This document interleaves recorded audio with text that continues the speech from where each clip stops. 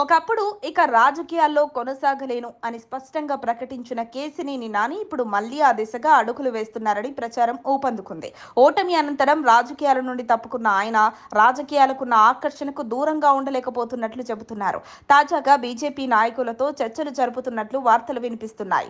ఇది ఆయన రాజకీయాల్లోకి మళ్లీ ఎంట్రీకి సూచన అనేది ప్రస్తుతం ఆసక్తికరంగా మారింది. విజయవాడ మాజీ ఎంపీగా ఉండిన కేసినేని నాని గత ఎన్నికల్లో టీడీపీ టికెట్ లభించకపోవడంతో వైసీపీలో చేరారు. కానీ తన సొంత తమ్ముడు చేతిలోనే ఓడిపోవడంతో రాజకీయాలకు దూరమయ్యారు.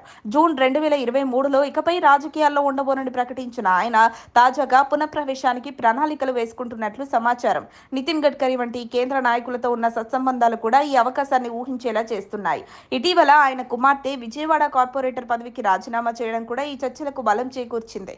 ఇది కేసినేని నాని తన తిరిగి రాజకీయాల్లోకి రావడం కోసమా లేక తన కూతురి రాజకీయ భవిష్యత్తు కోసం తీసుకున్న నిర్ణయమా అనే సందేహాలు మిగిలాయి. నాని రాజకీయాల్లోకి ప్రజారాజ్యం పార్టీ ద్వారా ప్రవేశించి టీడీపీ తరపున 2 సార్లు ఎంపీగా గెలిచారు. కానీ పార్టీ నాయకత్వంతో విభేదాలు రావడంతో వారిని విమర్శిస్తూ బయటకు వచ్చారు. చంద్రబాబు అరెస్ట్ సమయంలో లోకేష్ వెంట నిలిచిన తర్వాత పరిస్థితులు మారాయి. టీడీపీ విజయవాడ ఎంపీ టికెట్ తన తమ్ముడికి ఇవ్వడంతో నాని అసంతృప్తితో వైసీపీలో చేరారు. కానీ మళ్లీ ఓటమి ఎదురవుతుండటంతో నిశ్శబ్దంలోకి వెళ్లిపోయారు. తాజాగా మాత్రం రాజకీయ విమర్శలతో వార్తల్లో నిలుస్తున్నారు. తన తమ్ముడు కేసినేని చిన్నిపై అవినీతి ఆరోపణలు చేస్తూ రాజకీయంగా యాక్టివ్గా ఉన్నారనే సూచనలు కనిపిస్తున్నాయి.